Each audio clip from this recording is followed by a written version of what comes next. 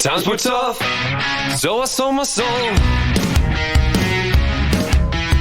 I don't think I'll ever regain control. Devil looked me in the eye and I looked the other way. What else could I do? I just stood at the doorway and knew I'd rather be drunk with you.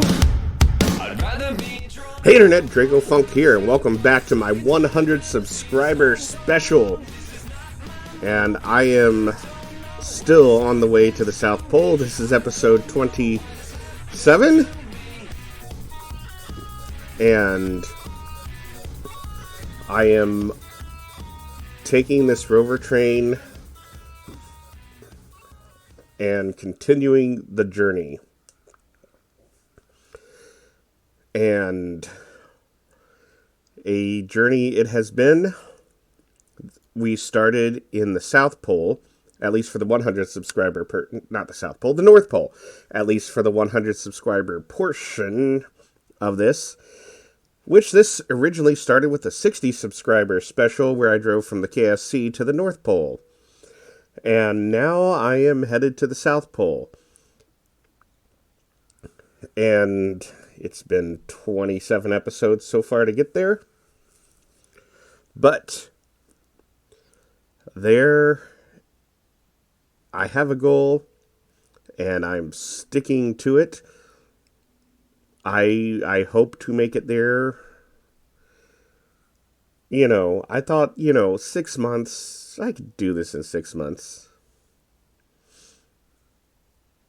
So, apparently not.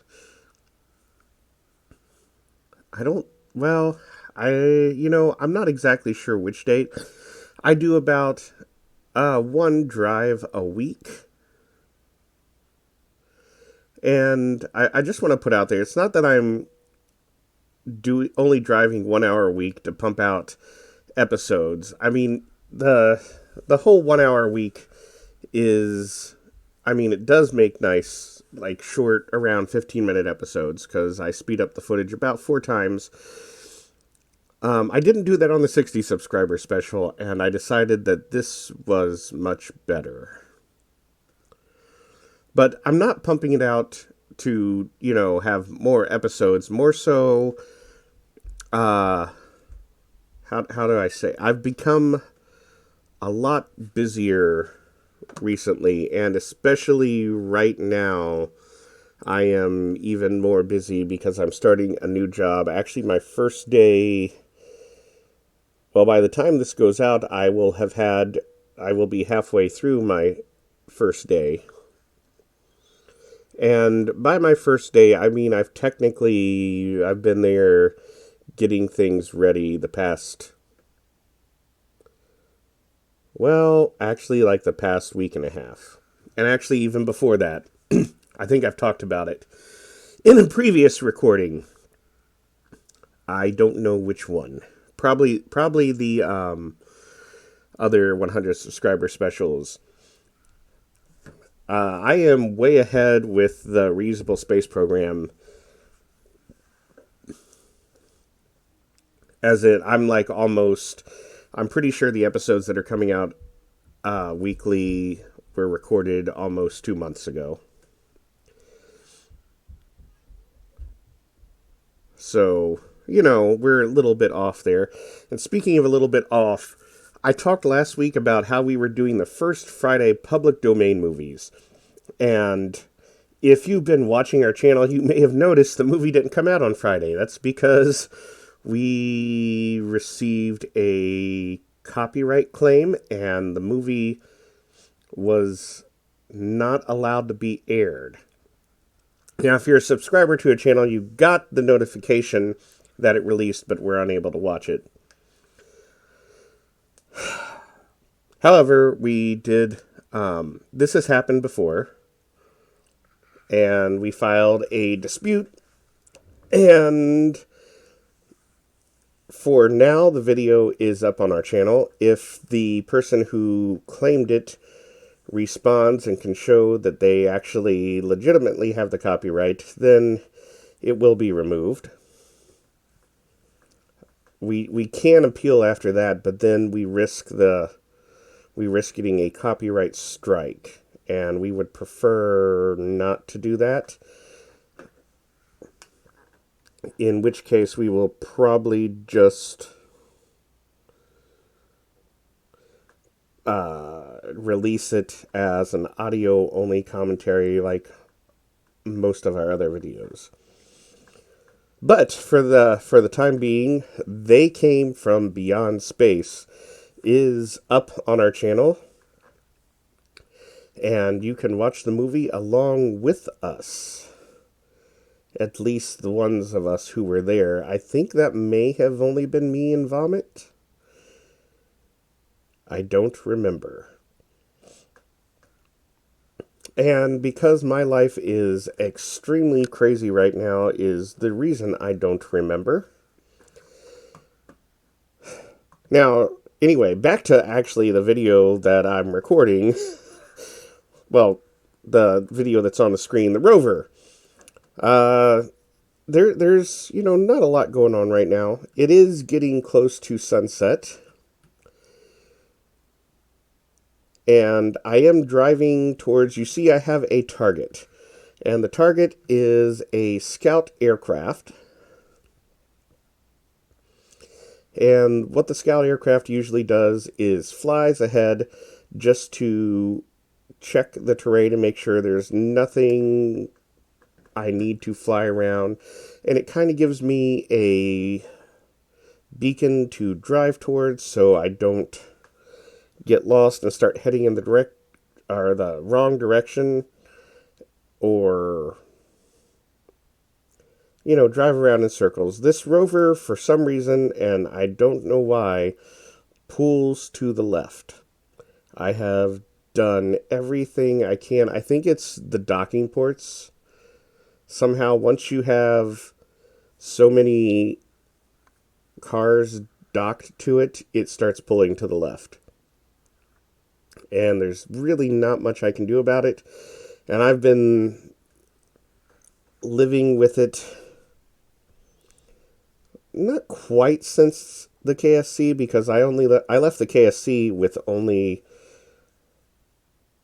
one passenger section and the mobile Highway 47 studio. Somewhere along the line, I picked up the extra battery power section and another passenger section, and I believe once you got past the two is where I really started noticing it pulling.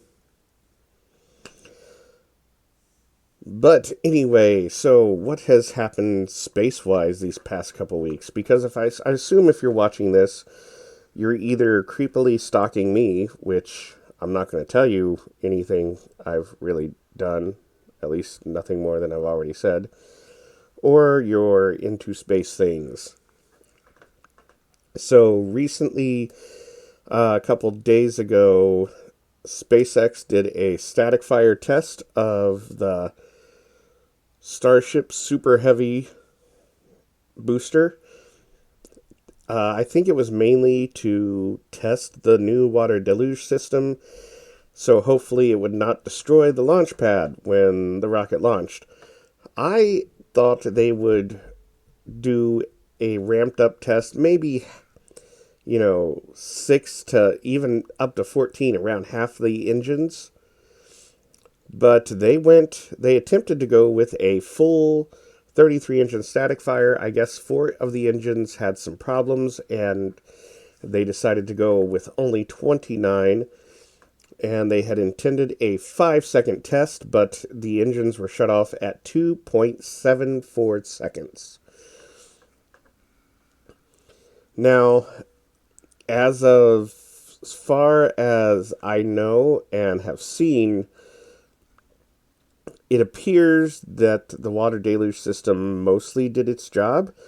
I have not seen any damage, and it did not seem like there was as much falling debris as there have been on previous static fires, especially full 33 engine static fires, which I don't think they've actually yet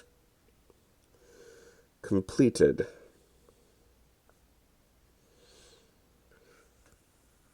which is kind of a shame.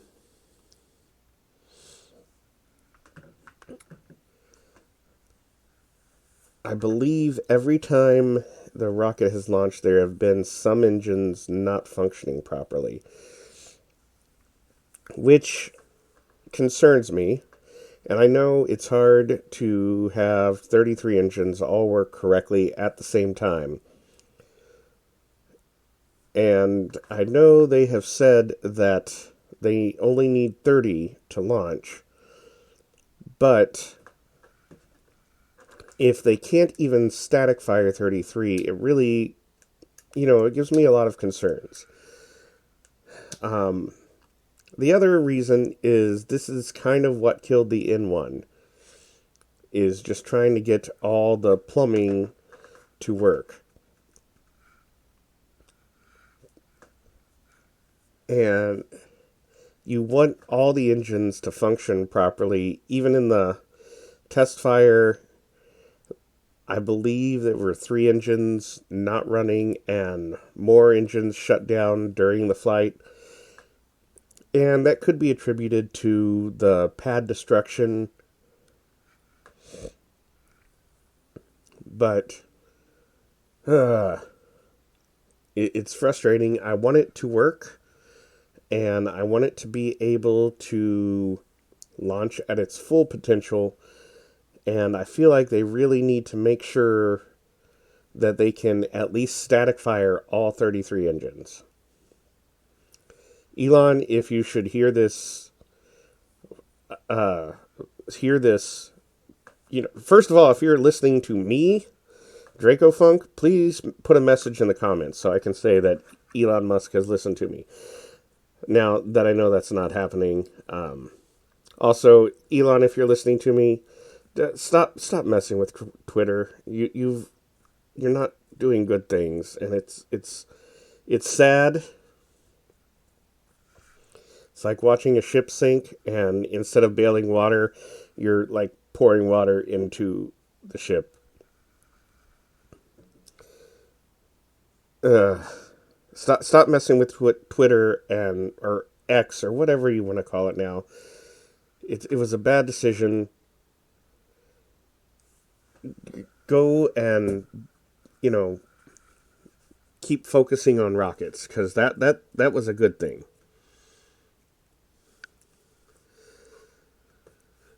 Anyway, as you can see, my battery reserves are getting very low. And depending on the terrain, actually hilly terrain makes it easier to conserve the batteries. Flat terrain actually uses more because I'm accelerating more of the time and coasting less of the time. If there are hills, I'll accelerate up, but then I'll coast down, and the coasting down gives me a chance for the batteries to recharge. So I don't actually run out nearly as fast.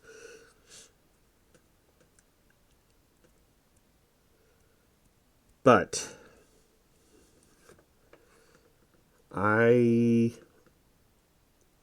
there it is. I believe, is that the aircraft? That's the aircraft. So this is a little bit early, but I'm within my 5 minutes, around 5 minutes of the end, so there's not really much point in me continuing just for...